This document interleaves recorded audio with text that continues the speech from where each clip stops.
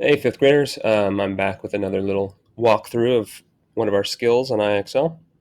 V8, complete a table for a two-variable relationship. Okay, so we are exploring the relationship between two variables. In this case, we know what those variables are. The variables C and W, it tells us right up here. Let C represent the number of cooks at a location and W represent the number of waiters at the same location. Okay, so it's telling us there's a relationship, right? There is a pattern in the difference between the number of cooks and waiters at a location. So if there's one cook at the location, then there are 10 waiters, right? So my instinct is to look at the pattern here, right? Which you can do, but also right here it says complete the table using the equation W equals C plus 9. And you look at that and like, whoa, letters don't belong in math, but it already told you what they each represent, right? So they're placeholders to illustrate the pattern, okay?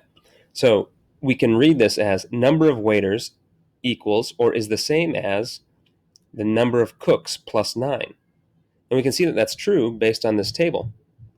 So the number of waiters, W, which is right here, 10. So 10 equals the number of cooks, which is C, 1. So 10 equals 1 plus 9. Hey, that makes sense. Let's see if it holds up with the next column and row. Okay, so W, or 11, number of waiters, is the same as the number of cooks, 2 plus 9. 11 is the same as 2 plus 9. Yes.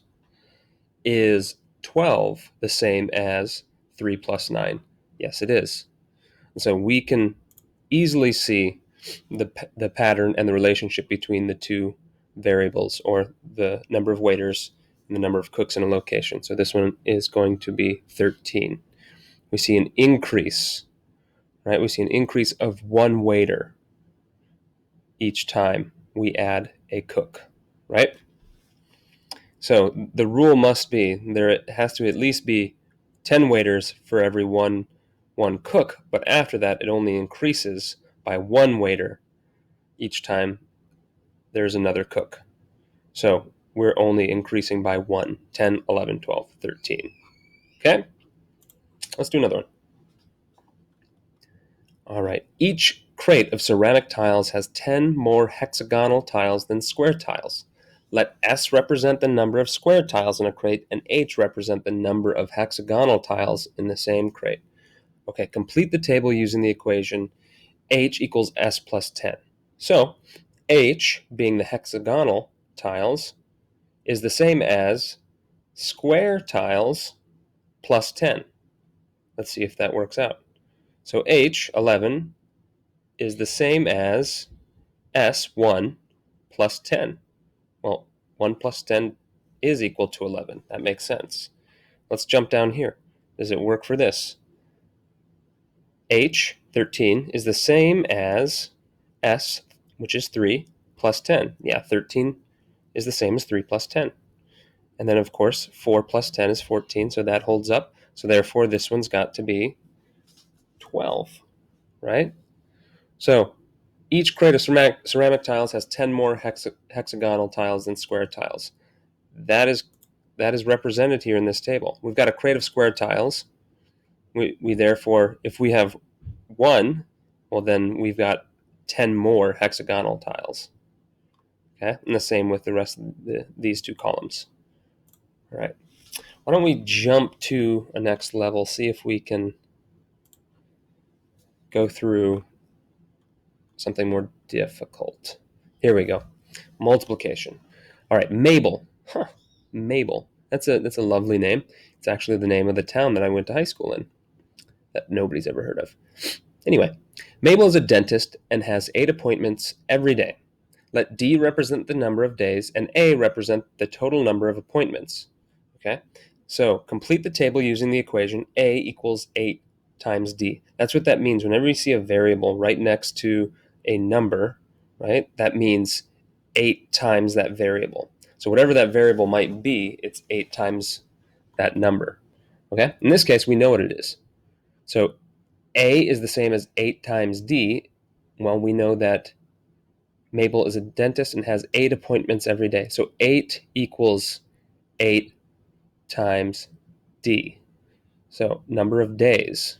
Okay? So let's look at this. So in one day, Mabel has 8 appointments. So does that make sense? 8, or A, meaning appointments, which is 8, is the same as 8 times D, which is 1. 8 times 1 is the same as 8, right? Okay. So let's jump down here and see if the pattern is solid. All right. In 3 days, so 3 days, the appointment, how many appointments does she have, is the same as 8 times the number of days. So 8 times 3, or D, right? 8 times D, 8 times 3 is 24. Is that the same? It is. So therefore, we're multiplying our appointments by the days. So 8 every day. So 2 times 8 is 16, right? 4 times 8 is 32. So for every one day, she has 8 appointments. After 4 days, she has seen 32 patients. She's had 32 appointments, right? 8 appointments in the first day, another 8 appointments in the second day, which is equal to 16, another 8 appointments in the third day, which is 24, and another 8 appointments in the fourth day, which is 32, right? Repeated addition. That's the same thing as multiplication, okay? All right. I hope that was helpful. Good luck.